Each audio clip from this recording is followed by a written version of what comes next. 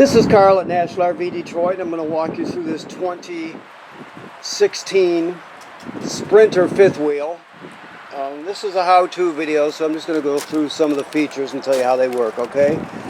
To start off with, there's a 4-point automatic leveling system. You can see you got 2 jacks here and then the 2 landing gear up front, which makes 4 points. I'll show you how that works when we get around to the control panel. Let's see, you have slide toppers on your slide. You have a power awning with LED strip here. TV hookup, signal out plus power, and there's actually a bracket up there too if you can find the other side for it. It's a pretty common one. As we look in your pass-through here, you have this table here hangs by these racks, or hangs on that rack I should say, if you want to get it out of the way. You got your cranks here, your battery box, and spare tire. This is just in case you want to purchase a solar panel to charge the battery. It would have to be a Furrion brand because that's what type of plug this is, so that's all that is. You have your 2 30-pound tanks here, and this is the control for your leveling system here. So turn it on.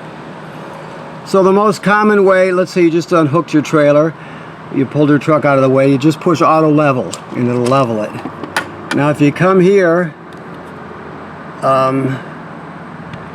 there's different commands, dropping the front jacks. Auto reconnect is the second most common thing to use. Auto reconnect will put the trailer back in the same position it was right before you auto leveled. So when you unhooked your truck and pulled it away, then you auto leveled, it'll remember that position, and then when you push auto reconnect, it'll return the trailer to that position, so you can slide right underneath and hook back up. So if you push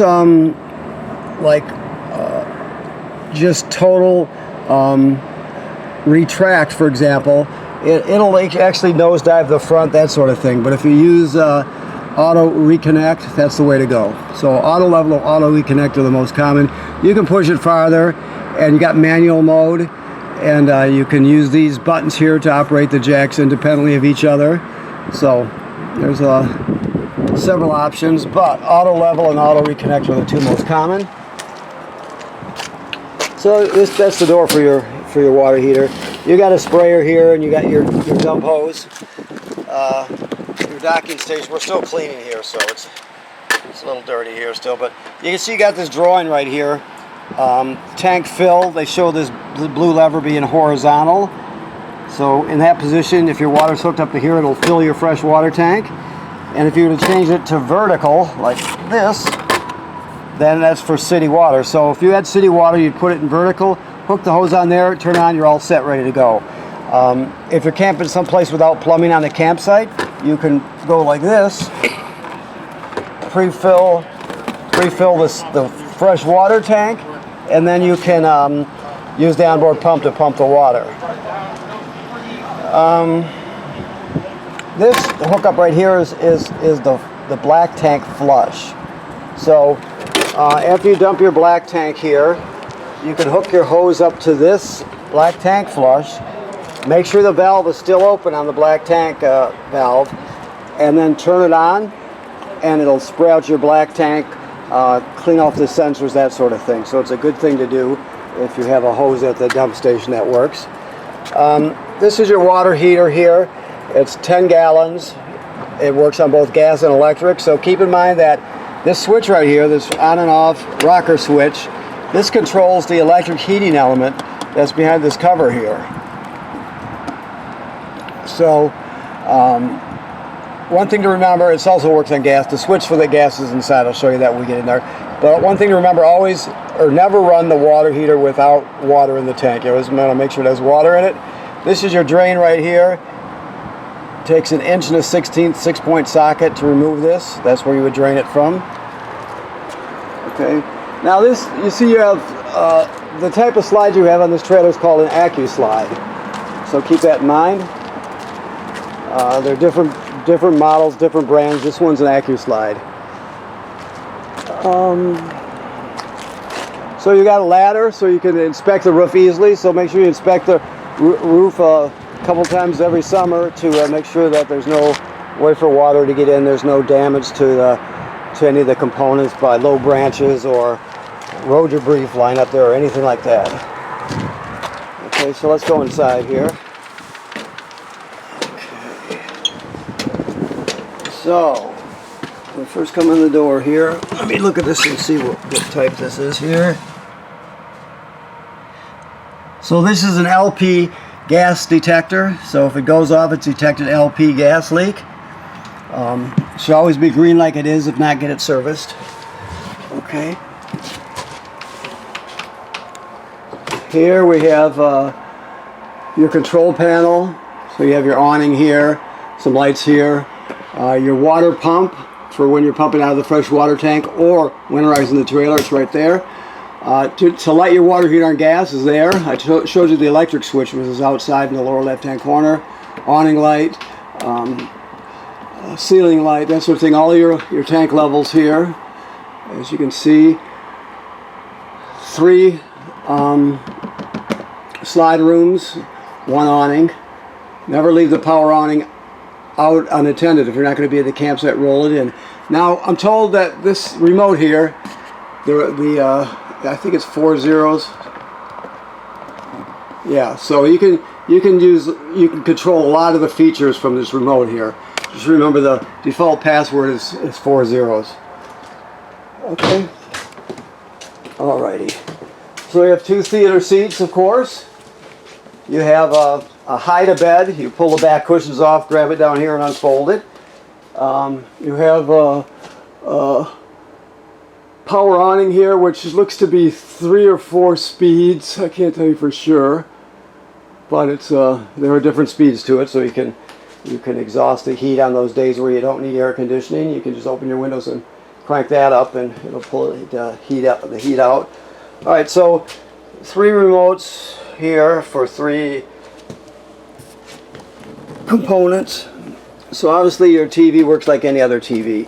Your sound, this one has AM FM radio. It has USB. You can stream off a USB. You have Bluetooth, so you can stream wirelessly from your phone or tablet. Different speaker zones, so you have all that. Now this is your fireplace, which is a space heater down here. Okay, so you can see, I don't know if you can see that L, that's the fan speed.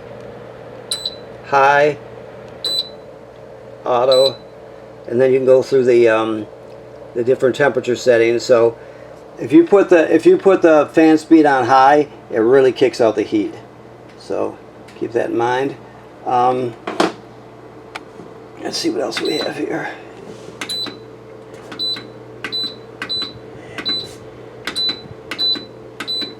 It can change the intensity of the flame also.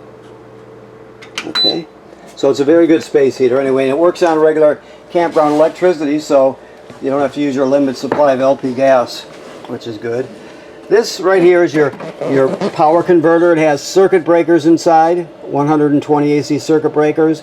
Then the power is converted to 12 volt DC, and it has 12 volt fuses in there. Also, it's a battery tender, so as long as you're plugged in, it's going to sense how much energy your battery up front has and needs, and it'll keep it charged. So it also charges your battery. This is a GFCI here. Remember, all the plugs in the trailer, including the one on the outside, are wired through a GFCI. There's probably 2 of them in this trailer. We'll keep our eyes open for the other one. It's probably in the bathroom. You have a range hood vent, a microwave, works like any other microwave. Your oven, you have to light it with a or your oven or your 3 burners. You light them with an actual sparker. So you just turn them on and you're all set, ready to go. The oven's a little different. There's a pilot light all the way to the back here. If you can see that dot back there, I don't know if you can see it or not, but it's back there. And so you light that with a long grill lighter. You just go to pilot. You depress it. Keep it depressed while you're lighting it. Spark it until it lights down there. Once it lights, hold it for another 10 or 15 seconds to heat up the thermocouple. Then you go to operating temperature. When you shut it off, the flame goes out, but so does the pilot light. So you have to relight the pilot light each time you use the oven. Okay. Let's see what else we have here. Okay. Bathroom. Sink and shower work like any other sink and shower. The toilet, remember, it has this is the flush pedal right here. You have to have chemical and water in it before you use it. So when you get to the campground, you put a dose of chemical and about a gallon or so of water into the black tank, and you're all set, ready to use it. Never use it dry, otherwise if you do that, the smell will be terrible, plus it can get clogged up. So always make sure that there's chemical and water in it. Okay, so you have TV hookups here, all self-explanatory. A second air conditioner here. So you got 2 air conditionings, which will definitely in this trailer make it ice cold up here. You got wardrobe. There's storage underneath the bed, although it looks like they put a foam, maybe I don't know if that's just a pad or a whole mattress or what, but it's stiff, whatever it is. Okay. And of course, this is a slide room too, of course, the bedroom slide. Let me come back this way. This is your thermostat for the rear. It's for your LP furnace and for your rear air conditioner. So you always run the fan on auto if you can. You got off, cool is to the left, heat is to the right. Okay, so it's pretty simple. And then you got your thermostat up here. So that runs your LP furnace plus your rear air conditioner. Like I said, the one up here, you have knobs right on it, so you can control it from right there. Okay. Let me look around, make sure I didn't forget anything here. I think I pretty much covered it. Yep. Okay. So I want to thank you for purchasing your trailer here at National RV Detroit. Please remember to inspect the roof and the seals on the trailer on a regular basis. That's important. If you see any issues, take care of it. Right now, the Alley antifreeze has been purged from the system, so it's been de-winterized, and now it's in camping mode. So the antifreeze has been replaced with fresh water, and the water heater tank is filled with fresh water, so you're ready to go. Okay? Thank you.